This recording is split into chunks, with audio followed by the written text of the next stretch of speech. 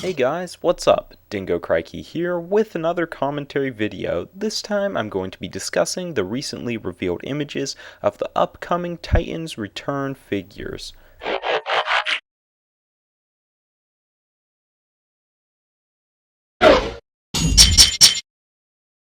So, my discussion of the figures in these images will wrap up my commentary on the Toy Fair 2016 news, unless something unexpectedly cool shows up which I would want to discuss. Anyways, if you would like to hear some thoughts on the Machinima series and Transformers 5 news revealed at this year's Toy Fair, then you can check out my two previous videos covering those, both of which are linked here.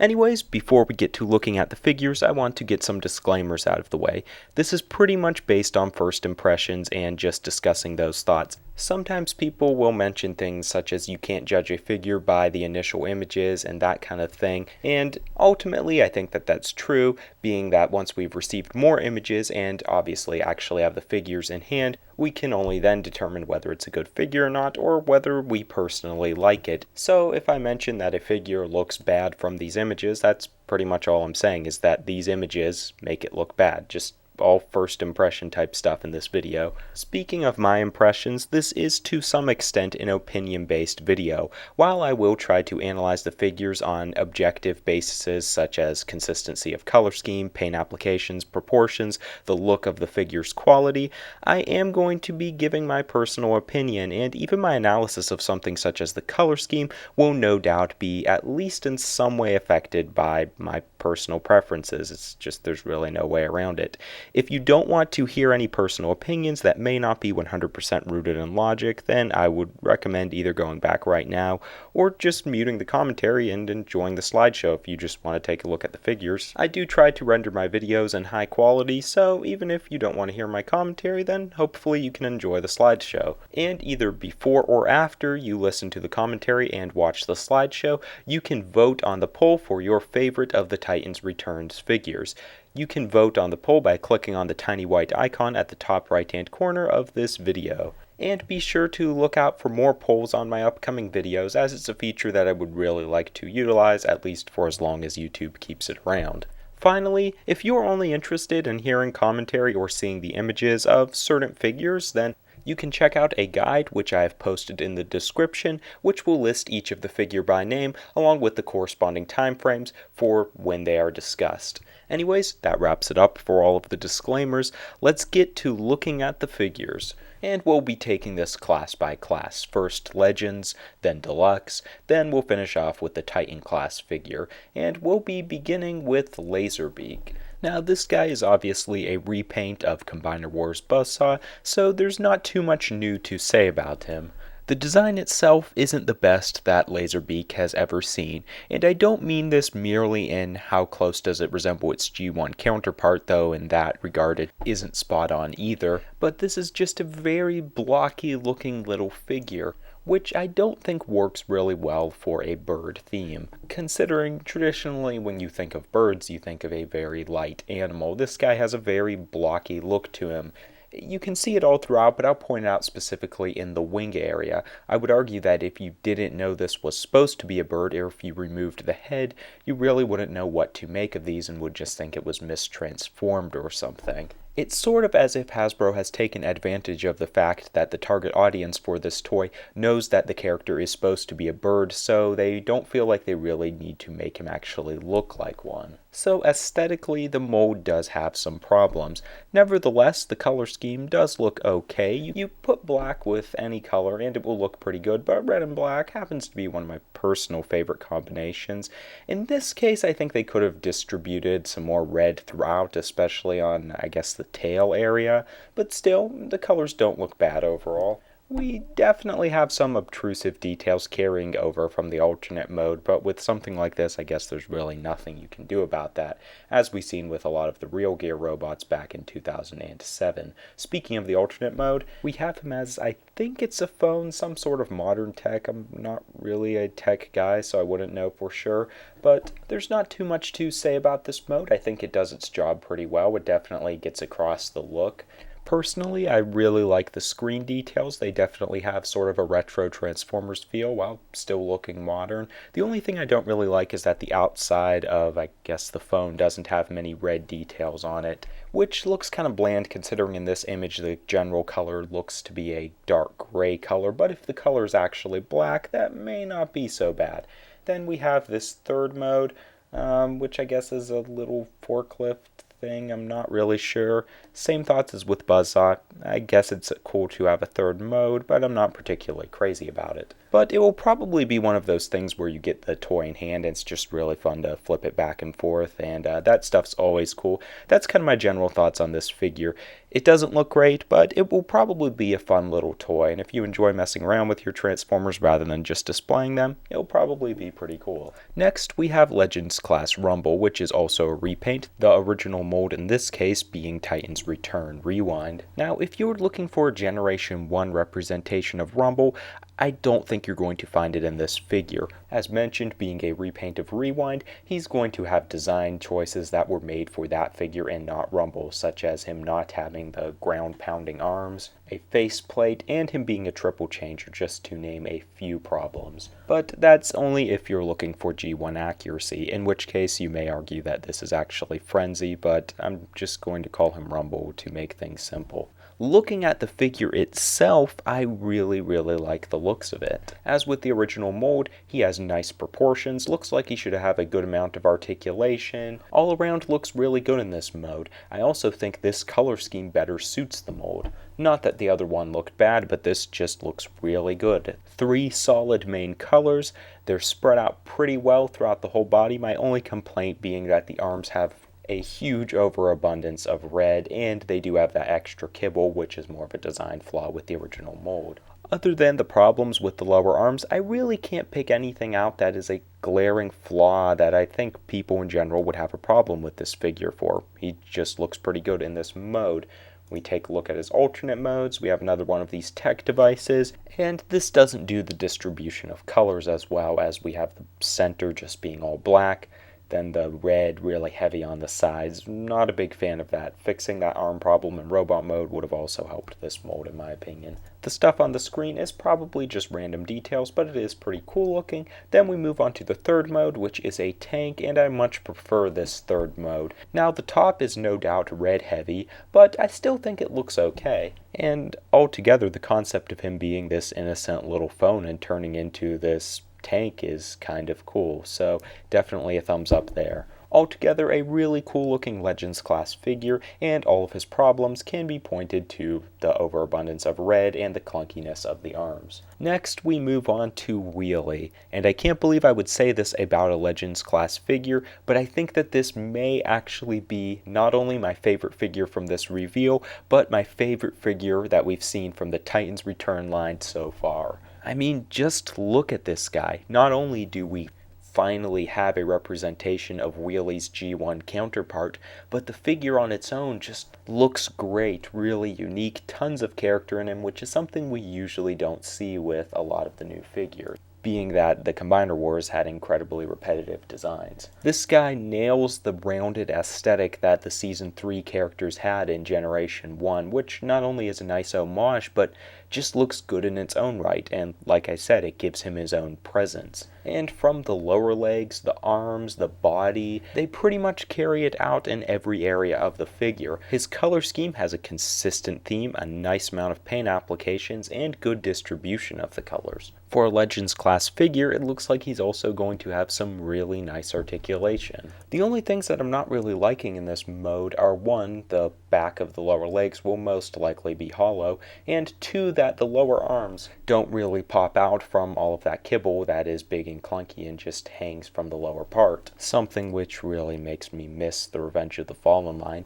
But even in that area, they did at least distinguish the actual arm by making it white rather than just leaving it orange like the rest of the arm, which is really cool to see. Moving on to the vehicle mode, this thing is adorable looking. I mean, just look at all the character in it while still maintaining the look of a car. It is very unique in the shape and just the overall stylization, carrying on that rounded look look he had from robot mode. While the colors in this mode aren't as well distributed as, say, they were in the robot mode, I don't think it necessarily looks that bad. I mean, I'd even argue that you wouldn't really expect a car to have all the dark orange and the light orange mixed all throughout. At least in this case, it turned out pretty well. And before I finish on this guy, let me talk about the driver feature.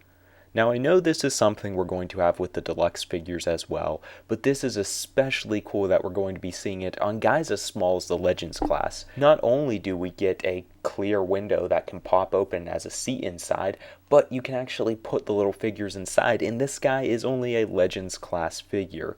Really cool concept. At least from the images we've seen so far, I think that this figure all around looks fantastic. I'm super excited for it, and it's probably my favorite figure of the Titans Return line so far. I mean, I'm trying to think of some problems that other people may have with the figure to give some other representation, but I really can't think of a whole lot. This just looks like a nice toy to me. Next, we move on to the deluxe class figures, and we begin with Blurr. First off, it's really cool that we're seeing this guy released relatively around the same time as Wheelie, being as they were kind of a duo in some parts of Season 3 of Generation 1. And considering how good Wheelie looks from these initial images, I kind of have to ask, what happened here? Now, I don't want to give the impression that I totally hate this figure or anything, as I definitely will get into some pros, but just hear me out. For starters, I want to get out of the way that I don't consider myself to be a G1er, in the sense that I don't expect every remake of a character to strongly or even in any way resemble their Generation 1 counterpart. My problems with this Blurr is that it doesn't really seem as though there was a definite design that they were going for. For example, while the Legends class Wheelie figure doesn't exactly resemble all of the aesthetics of the original Wheelie's design, it looks pretty close in resemblance and just the overall style. For this guy, though, it doesn't seem really clear whether they wanted to make a hyper-detailed reimagination of Blurr or something that adhered strictly to his more rounded, smooth-looking Generation 1 counterpart. And that does kind of throw off my impression of the figure. But to be honest, that could just be a personal thing, and I could definitely understand some other people not agreeing with it. But an inescapable problem for this figure is the lack of any color. There's just a lot of blue on this guy, and we just seen with Wheelie that they can make a figure primarily centered around one color with still not making him look bland. This Blurr appears to have relatively the same shade of blue as his primary color. Once again, going back to Generation 1 as an influence, that definitely was not the case. And if they just wanted to ignore G1, then why not do something better with the color scheme? Now, I will concede that if you look at images of the actual figure from Toy Fair, which will be linked in the description below, you can see more discrepancies within the color scheme. However, they're still not very strong. The way this figure gets away with this is that it does have a relatively more thin design as opposed to some blocky characters which can't carry on the one color look quite as well. Also, some people may expect this from Blurr, so maybe it might not be as big of a problem for him. Still, it does stunt the look, and I'll be very interested in seeing what Takara does with this color scheme. Speaking of the thin look, it's something that I really have to applaud about this figure.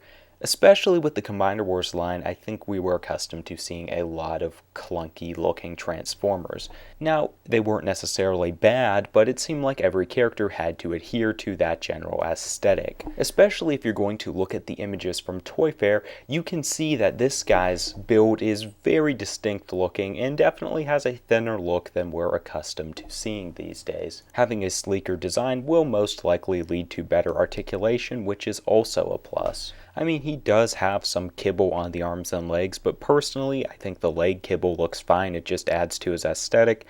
The arm kibble isn't that great, but hey, it's something we're gonna have to put up with.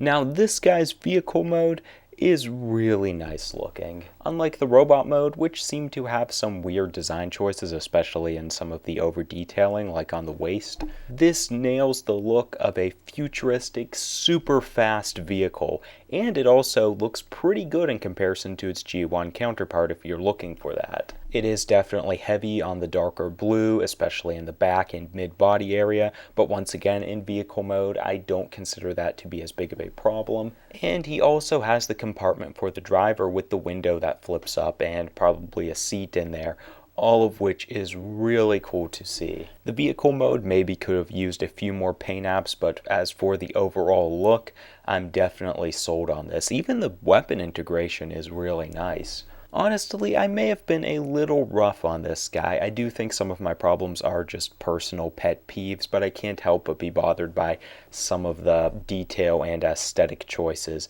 Nevertheless, overall, I think this is a pretty good looking figure. It's really strong in vehicle mode, pretty good in robot mode too. It looks even better when you actually see the figure in the Toy Fair images.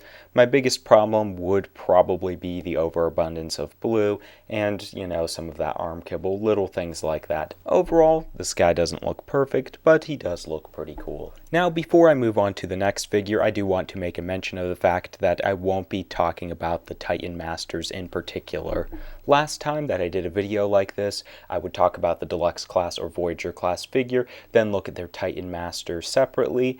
I'm not going to do that just because I felt like I was saying pretty much the same thing with every single one of them, except, this one has a few more paint applications, this one design is a little bit better.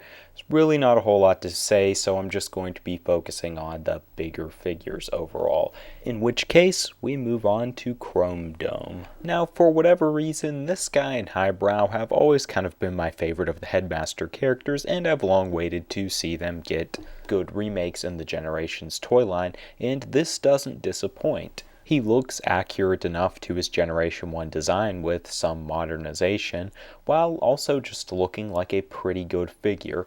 Now, he does seem to be somewhat of a remold of Combiner Wars Dead End, which I would go as far as to say within 1 year has become the most overused Transformers mold ever, or at least could compete for the spot. And this guy, unlike Blurr, does kind of have the blockier look which we're used to with a lot of new Transformers figures.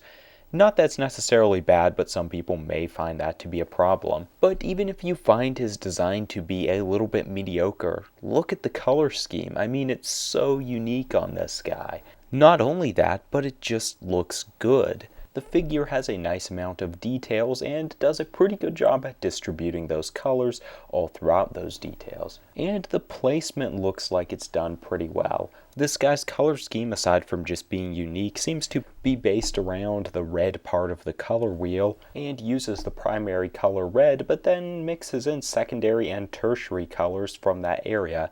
Though I won't try to speak too much on color theory as I'm not really well versed in it or anything, but it does look to be pretty good.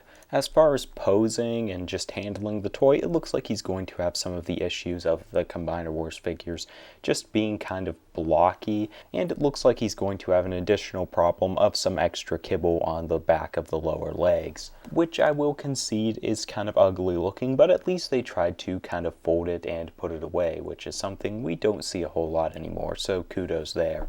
And I'm also a fan of the head design. While I'm usually a fan of faces or faceplates sticking to silver, white, or a light blue, I don't find this to be a bad use of even orange, as it helps his face to stand out and it contrasts nicely against the bright blue eye. The vehicle mode on this guy also looks really nice. It's made distinct by having more of a rigid sort of boxy design that is especially evident up in the front of the car mode. He also has the distinction of having ridged patterns of lines throughout, and obviously the color scheme in this mode still sticks with its overall themes in robot mode, and also does a pretty good job at spreading the colors throughout the whole car.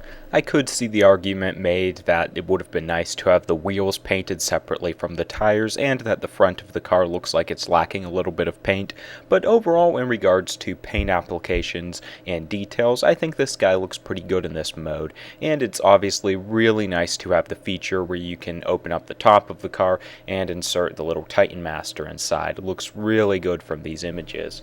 So overall, this figure does look kind of standard in overall design, but I think it has enough unique features in regards to color patterns, color scheme, and just overall detailings, and especially the vehicle mode being a more distinct one, to warrant him more than just a spot as another figure who looks pretty much like every other Combiner Wars toy. And unless future images make him look really bad, this is going to be a definite buy for me. Next, we have Deluxe Class Mindwipe, and this is another guy who, in my opinion, is set apart by his color scheme. It's not quite as unique as the color scheme on Chromedome, but purple and black is a cool combination, and the addition of the sort of light pinkish red does make it a little bit more unique. So I think the color scheme looks good and the distribution of colors is pretty well done, though maybe some people would argue he's sort of lacking in that light pinkish color. In regards to overall paint applications, this guy doesn't fare nearly as well as Chromedome. Honestly, I don't think that the body or the legs fare too poorly. Yeah, the lower body and the lower legs probably could have used a few more paint applications, maybe some black on the lower legs, but it doesn't look too bad. Mainly what I have a problem with is the arms, and especially the upper arms being purple. It really stands out that that's all they are, is just purple. The lower arms are just solid black, but I would argue that black without many paint applications holds up better than most colors. Looking at proportions and articulation, he looks to fare better in some places than others. For example, his upper legs look extremely short. I don't think this is even the case where you're just excluded from doing some poses, such as a simple sitting pose, but I think this will be one of those situations where posing the legs all together at the knee will just look awkward because of the length of the upper leg. Not only that, but I guess what you could call his calf, or simply the back of his lower leg, looks to be extending out pretty far, which would only further complicate the issue. For me, this is a big con on the figure. I do realize it was probably made this way in part because of the design for the alternate mode, but it still doesn't help the robot mode all that much. However, from these images, I really like the looks of the arms. Not only does he have a double jointed elbow amongst a wide range of articulation, but his arms also look significantly longer than most Transformers are, and considering his chest or body doesn't jut out very far, should be able to do some stuff such as crossing arms, or at least get pretty close to that, which is always a pro. Despite some cons, I do think this guy has a pretty good look overall. The color scheme is nice, the design's not bad other than the really short upper legs. The detailing's pretty cool too, and of course it's cool to get this character again, as I believe the last rendition we had was in the Revenge of the Fallen or Hunt for the Decepticons line, somewhere around there. Next we get to the main unique mode, and that is the Bat mode, as we really don't see many Bat Transformers. Now, I could definitely see why some people are going to already have big problems with this mode. Namely, it looks very blocky and rigid and doesn't seem like it's going to have much functionality, and it doesn't look very convincing as a bat, which some may argue that wasn't a lot of the G1 Beastformer's goal, but we still have a lot of kibble hanging over, such as the feet obviously at the bottom of the wings, and at the back of the bat's feet we also have big chunks of black. So when I say that I like this mode despite all of these cons, it is probably a fair amount of personal opinion. Nevertheless, I do think he has some redeeming qualities. For one, the mold for the bat head is really nice looking, not only in the design, but even in the way the ears are colored with the fade into black. The color scheme also looks pretty good in this mode, maybe not as good as Robot Mode's color scheme though. While personally I think that the use of the pinkish color is much better distributed and adds a really fine touch to this mode, I also noticed that the wings just seem to be a lot of purple outside of those pink touches, and it is kind of glaring in appearance. He also appears to have a bright pink belly, which is kind of odd looking. Overall, I do like the looks of this figure, but he definitely has some problems. Personally, I think that the Bat mode, for example, will display well, but to hold it in hand and play with it, you're probably not going to have a whole lot of fun. And it's probably only going to display well in certain angles, to be fair. The Robot mode, however, does look pretty solid. It has a few flaws, but overall it's cool and is unique enough to warrant at least a consideration of buying. Next, we move on to the last of the deluxe class figures, and that is Scourge. Personally, this is my least favorite of the deluxe class figures, and I won't deny in part that's due to the fact that recently in one of the Generations lines, we had a Scourge figure that in my opinion, while not 100% G1 accurate, did a phenomenal job at representing the character and was also all around just a really nice figure.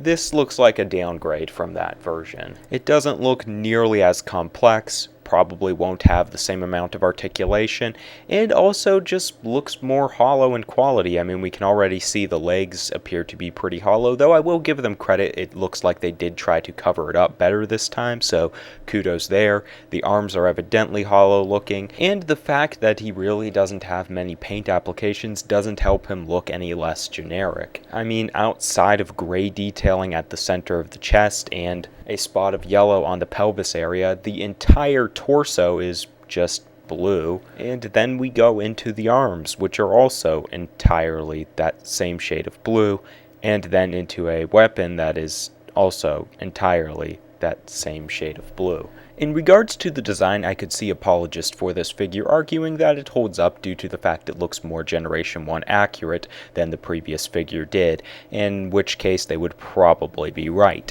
However, when you're talking about the color scheme, it doesn't hold up. Now, I have defended Takara's Unite Warriors figures in the past, which in some cases do have less paint applications than their Combiner Wars counterparts, but usually this is to better mimic their G1 counterpart, so that can still be used in their defense.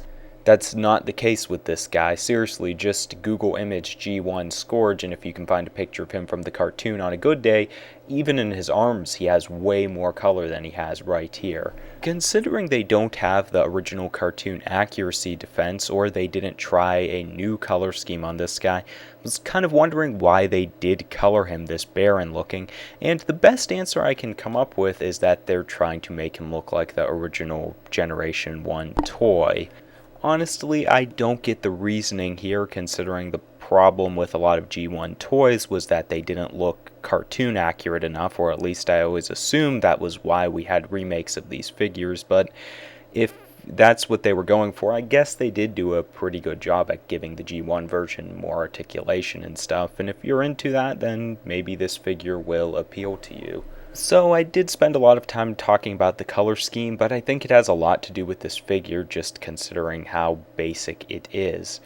Looking at other aspects of the toy, they do get down the kind of rounded look that the Season 3 characters had, especially in the arms and the chest. In fact, I do think the chest design for this toy is pretty nice looking. Even the waist design and the way the would-be abs, if Transformers had muscles, looks is kind of cool. While these design choices are nice, the overall aesthetics of the figure are pretty basic looking. There's nothing that would really stand out in a silhouette sense, other than maybe the wings in the back. I've been trying to figure out whether this guy is some sort of a remold of a Combiner Wars figure, because he looks so similar to them in some uncanny way. In regards to articulation, he looks pretty good. His proportions are fine, though his head may be a little bit too big for some people. The robot mode isn't horrible, it's just really basic looking. That's honestly the best way I can put it.